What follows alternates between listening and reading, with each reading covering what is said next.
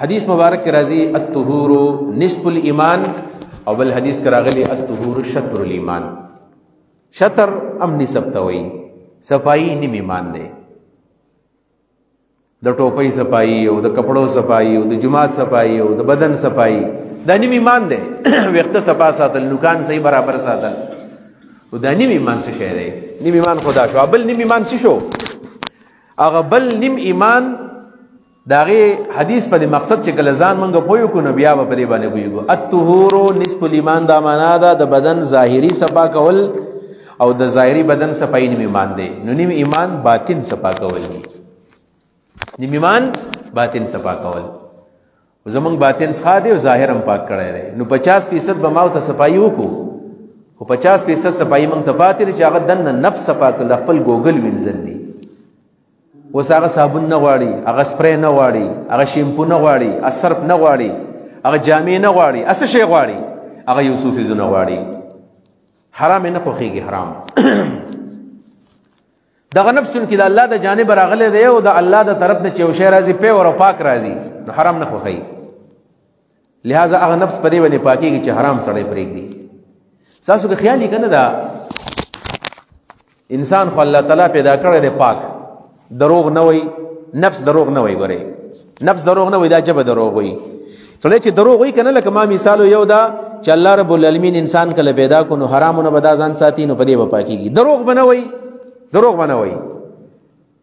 ځکه کم نفس چې الله پیدا کړی دی، کم روح چې الله پیدا کړی دی دروغ نه وای، بالکل ټیک ټاک دی. دا ظاهر منافق بدن چې دی نو دا دروغ وای. په دې وجبانه چې کله ته دروغ وای نو استاد دا نفس په دا په خپل باندې ملامت کوي. ان النفس لاماره بسوء دی. خو بل طرف ته څه دی؟ بل طرف ته دا دی لا اقسم وما ابرئ نفسي ان النفس لاماره بسوء. بل دی لا اقسم بيوم القيامه ولا اقسم بالنفس اللوامه.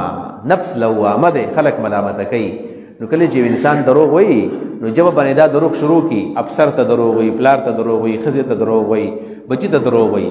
خدا د نفس پسې خان دی دا پوېږي چې زه دروغ وایم. کله کله سړی ست خطا شي باندې خبرو کی چې قسم ورته وکوایا بس نفس په دې باندې دا ولا یو سیګنل ورکو چې دروغ مو وایا. کله چې چا قسمونه ډیر کول کنه دې مطلب دا چې دا دروغ وایي. الله چې دا کم نفس پیدا کړي دروغ نه پاک دی، د حرامو نه پاک دی، د خیانت نه پاک دی، د منافقت نه پاک دی. روغ نفس الله پیدا کړی دی، موږ تباہ او برباد کو. ما مثال وایو دا کله چې غلا وشي د خلکو له سپي راولي. تاسو خیال سپي ول راولي؟ سپي د آرمي ډاګس کې ورته وي.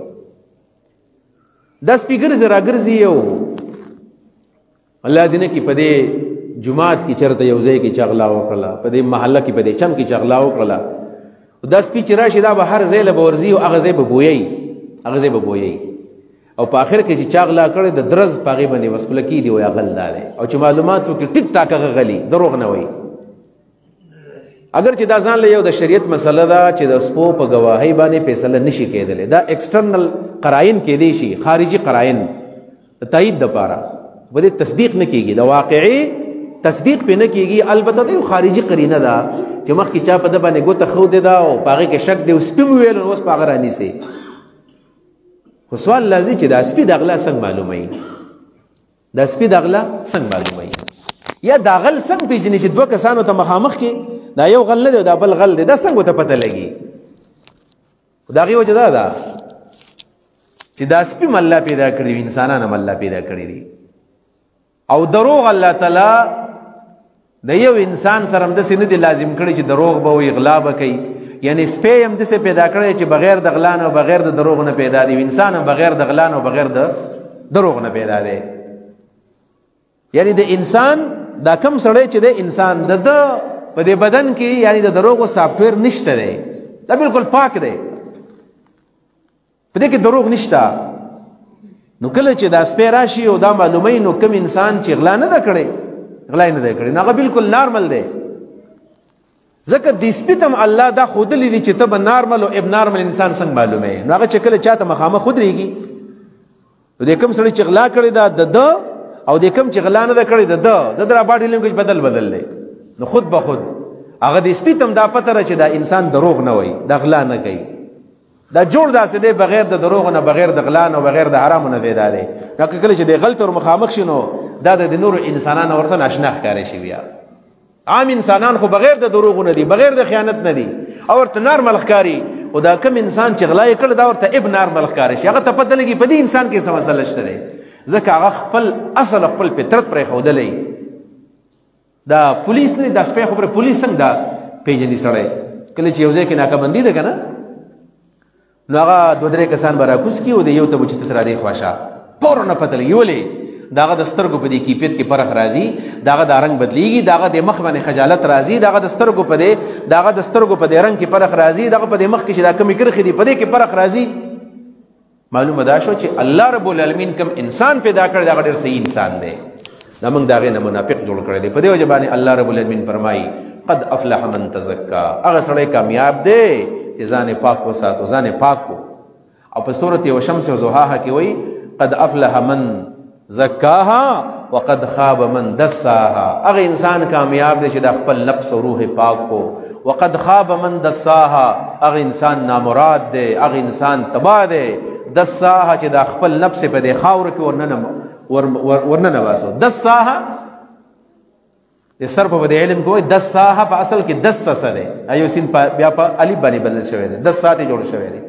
دس ته ویل کېږي دس خو موږ عام طور باندې دی انسان باندې چې کوم امتیازي نرمي شي دی ته دس په دې پښتو کې وایو.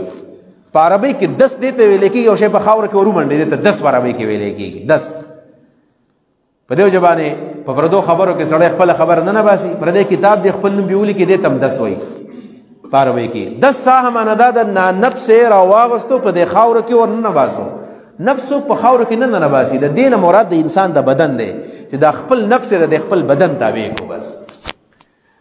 بس بیا چې کله زړه څه غواړي یا به ته کینو. جابر رضی الله عنه په باره کې راځي یو ورځ بازار ته روان، حضرت عمر فاروق رضی الله عنه ورسره ملاو شو.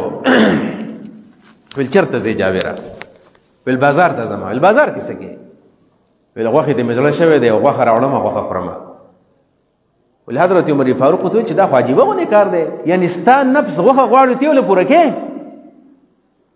دا خو ته د خپل نفس او د خپل بدن غلام شولې چې ستا هغه څه غواړي ته ولې پوره کې. داسې وکړه د خپل نفس سره مقابله وکړه، مقابله ورسره وکړه، دا څه غواړي مې ورکړه ورله. او ویل ته یېرېږې نه چې د قیامت پر ورځ باندې الله رب العالمین ته دوی چې اذهبتم طیباتکم فی الحیات الدنیا، خوندونه په دنیا کې اغستې دي، دا په دنیا کې که دا خوندونه موږ داسې پوره کړو نو آخرت کې به څه کوو؟ بیا په دې وجه باندې د نفس تربیت کول چې دي که نه، د نفس تربیت کول دا په دې طریقه باندې کېږي چې کله ستا نفس یو ښه غونې شی غواړي هغه ته پرېږدوه. ستا نفس کله کله ښکلی خوراک غواړي پرېږدوه. ستا نفس کله کله ښکلی ګاډی غواړي ما دغه ښکلی ګاډی، ښکلې جامې ستا نفس غواړي مې اخله. د ټول عمر چې سړی په ژمي کې خېښې جامې، په اوړي کې خېښې جامې، ښه پیزار دا به کله کله پرېښودل غواړي، ښه خوراکونه دا به کله کله پرېږدي. حقیقت خبره دا ده چې نفس غواړي ته د هغې ټول ریکوایرمنټس پوره کوې، بیا به ستا په دې روح باندې بدن به حکمراني کوي. او چې کله تا د خپل نفس سره مقابله شروع کړله او چې هغه څه غوښتل ته وله کله کله نه ورکې، نو بیا به ستا د روح به ستا په دې بدن باندې حکمراني شروع کړي. او کله چې روح په بدن باندې حکمراني شروع کړي د انسان بیا کامیابي. البته قرآن کریم داسې یو کتاب دی که نه، عام طور باندې موږ چې د ډاکټرانو لاړ شو هسپتال ته، یاره وایي زما پلانې بیماري ده نو هغه ورته ورشه ټسټ وکړه، ایکس رے وکړه، ایم آر آی وکړه، او دغه شانې به سی ټي سکین وکړه. د دې مختلف څیزونو نه هغه بیماري ډایګنوز کړي، وایي دا ستا بیماري ده، بیماري ډایګنوز شي. البته علاج نشته، بس انټي بایوټیک خوره او یا د هغې سره سره پین کیلر خوره او یا د آرام ګولۍ خوره او د هغې سره سره پکې اوس هغه سټیراید راغلی چې کله په انټي بایوټیک باندې کار نه کړي سټیراید خوره نو ښه به شمه، ګزاره به دې وي کېږي، داسې ورته وایي که نه. او بعضې خطرناکې بیمارۍ د هغې اړو علاج نشته دی. نو زموږ د دنیا ډاکټران بیماری ډایګنوز کولی شي، بیماری معلومولی شي، خو د هغې علاج ورسره نشته دی. الله رب العالمین بیماری هم ښیي او د هغې علاج هم ښیي. اوس الله رب العالمین ویل چې بیماری نفس ته او روح ته بیماری د دروغو نه لګي، د حرامو نه لګي، د خیانت نه لګي، د غلا نه لګي، د ډاکې نه لګي، د غیبت نه لګي، د حسد نه لګي. وس بدا نفس څنګه پاکو منګه دا غي علاج مخدل دی قد افلح من تزکا دا انسان کامیاب دی چې ځان پاک کو څنګه دوه علاجونه خودل دي ها نن به ان شاء الله په دې سبق کې دا دوه ټکی یادو چې دوه علاجونه الله رب العالمین د نفس د علاج د پاره او د روح د علاج د پاره خودل دي سوي قد افلح من تزکا وذكر اسم ربه فصلى دو علاجونه شو ذكر اسم ربه فصلى دا الله نوم یاد کو او بسی منځو کو دنه معلومی کی دا چې د نفس او د روح علاج دو طریقې دي د الله نوم بار بار یادول الله نوم یادول بار بار د الله نوم یادول لہذا د نفس علاج کیږي په سبانه په ذکر او اذکار باندې کیږي په تلاوت باندې کیږي تلاوت دې سره ځان عادت کول او دا خبره د تجربې نه ثابت خبره ده چې کله یو انسان د روزانه تلاوت معمول ځان له جوړ کی د ټایم ټیبل صحیح وي بیا او چې د ریګولر تلاوت نه وي د ټایم ټیبل بیا برابر نه وي